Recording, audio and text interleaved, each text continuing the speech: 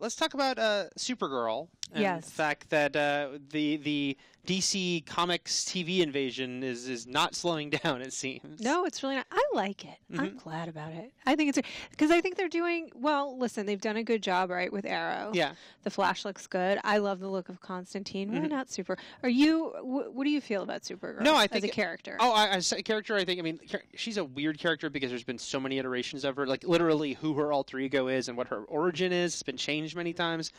But at her core, when she's done best, I think there's a lot of great stuff there. So I'm all for it. And I don't think people are like, oh, why should they do Supergirl if they can't use Superman? I'm like, because she's her own character. I mean, you can do that. You can do the vague, maybe they can say my cousin and never say his name, or they do say his name. Sure. You know? I think we've now spoken many, many times about the separation of TV and movies that DC are doing. Yeah. And if they're going to do that, and such a big way, it seems like, okay, why not? Why not have a Supergirl on TV that can reference Superman, but we don't see Superman, you know? And it does, to be honest with you. I can't remember if we were talking about this in a video or just in the office the other day, because it does start to make more and more sense, I think, that they've chosen to do that separation. Because their TV universe is getting more and more complicated, right. You know? I mean, Marvel so far... Well, that's going to start to get more and more complicated too, isn't it? Yes, it will. But, with S.H.I.E.L.D. and Agent Carter, they've got kind of a streamlined approach.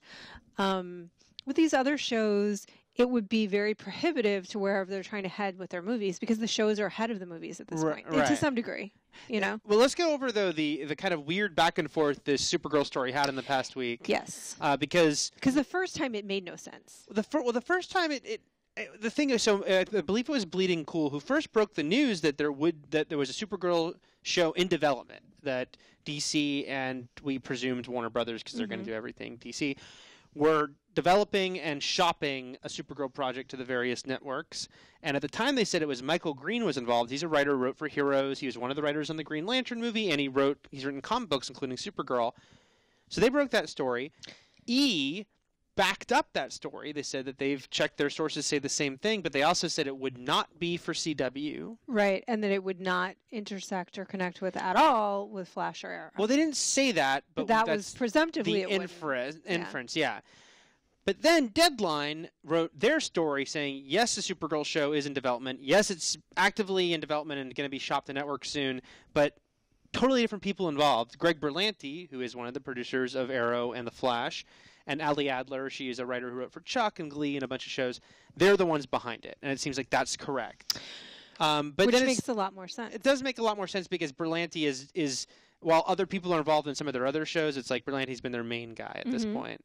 But again, they did say they're going to shop it to different networks, not necessarily CW, but they didn't rule it out. But that's my question: is if Berlanti is involved, does that mean it should definitely intersect with the Flash and Arrow?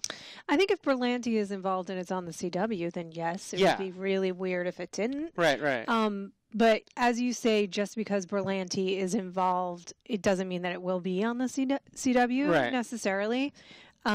They would not be able to work it out if it was on another network. They could. It would be very difficult. So tough. Do you remember how tough it was just to get Buffy and Angel to cross over once they were on different networks? I mean, although that was specifically because of Bad Blood. Yeah, you know? It was like there was blood in the water. Yeah, because who was the one who were pissed off? I guess it was WB was pissed. Yeah, it was WB because they lost Buffy, and so they wouldn't let it happen until Buffy was ending, and then they said, okay, you can have Angel pop back up.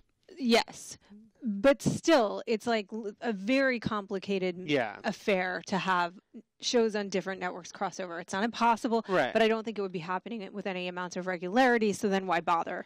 Mark Pedowitz, I feel like I was at TCA's, we were scrumming him, which is basically, if you guys don't know, we attack someone in mass as reporters, and we say, tell me these things. Very zombie-like. Yes, we say, tell me these things. Scoop. Give a scoop. So I think somebody was asking him about, how many superhero shows they would want on the CW, and he did kind of indicate that there was some measure of hesitation to make it an all superhero network, right? So I wouldn't be shocked. And they're a network that only airs 10 shows a week, so it's much more limited for them. Right, and they've already got 2. Yeah. So I wouldn't be surprised if it doesn't go there. Yeah. Although, I mean, it's a female kick-butt superhero, so which makes a lot of sense for them. It does. And also the question is, if it's not on CW and it doesn't cross over with other shows, we are reaching a certain point of, okay, we understand the movies and TV shows aren't going to cross over, and we understand that Arrow and The Flash might be one universe, but they're not a shared universe with Gotham, and probably not with Constantine. Right. But it's going to get to a certain ridiculous point if Supergirl is on another network and also not connected. It's like, and at some point, someone's going to want to use the same character, and will they let them? You know, it's already like, oh, Solomon Grundy has been established on Arrow, but what if Constantine wanted to use him? Would they introduce a second Solomon Grundy? Yeah, I think weird, it does start to get more and more complicated. So, yeah, I mean, we'll see what happens. Mm-hmm. I think for a lot of reasons, it would make sense for the CW to have that show, but again, they are really already tipping into like, we're an all genre network. Yeah.